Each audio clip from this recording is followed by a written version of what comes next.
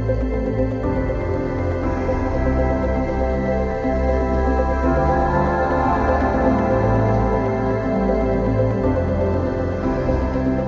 I first started to think about building a new campus, because I was very dissatisfied with the Granville Island space, I never imagined that we could get to this scale.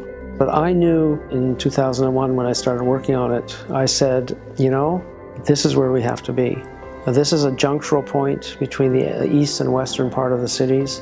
If we can build a campus here that is custom tailored to our needs, we'll never look back. We'll finally have a home, because this institution is 92 years old and has never had a home.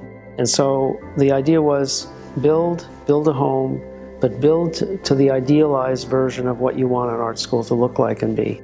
And so it took 16 years, negotiations, discussions with differing premiers and differing ministers, and everyone was very gracious throughout, but it's not easy to get the amount of money that we got to build this.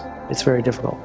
We had worked for so long within a warren of small offices and spaces and studios. Everything was improvised on Granville Island. And even the South building, which was the newest one, built in the mid-90s, had outlived the use in the sense that there were so many more students than there were spaces for them. The minute I realized that this was being customized and that we had about 186 meetings with our constituents to talk through their desires, their feelings, what they ideally would want, and the specifications were built through those meetings, I realized that when you tailor something specifically to a discipline, or you think about space in relationship to use, it's not that it gets larger naturally, it begins to accommodate what it should have had before. In the design of the building, the height of the ceilings was a very important part of it. The expansiveness is a metaphor for the expansiveness of creativity.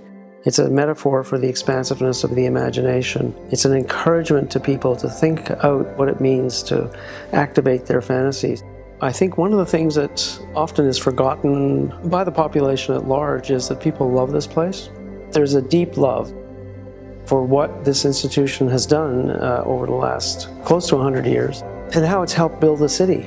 And in all cases, whenever we've moved from rental properties in the downtown east side to Granville Island and so on, we've always energized the spaces that we occupy. And the students who come here are so deeply happy, so enthusiastic and enthused about having the opportunity for the first time sometimes in their lives to really just let themselves go and create. That actually, without being too spiritual about it, sends a kind of effusion out from the building. And I've noticed that people have said to me, you know, I've come by in the SkyTrain, I've looked at this beautiful white glistening building, I thought, wow, that's what Emily Carr did. It actually says, we're building a new city. And I hope that the city of Vancouver takes advantage of what this offers and understands that if it actually deals with this as a pivotal point that really brings East and West together, they can achieve a great deal more with everything from city roads right through to transportation, through to the sustainable design that has made this building possible. The library is a reference point for something really interesting. It's an inflection space, I call it. It's 10% of the overall building. It's this hub to allow people to meet and talk. It's a real inflection point in the way in which people think about themselves, because you can go read the book about a particular painter, and then you can move from that to an effort to draw what they've drawn or painted, or you can read it just for the knowledge that you're going to get from it, or you can go to the computer and look up in Wikipedia. So you can actually slide between the various modalities of expression and information and sources of information, and in that you're learning without having to be told to learn. So the library is about a space that encourages you to feel that learning is everywhere. It'll be 22 years. New people are needed, and in some senses, had the project not taken as long as it did, it might have been less time.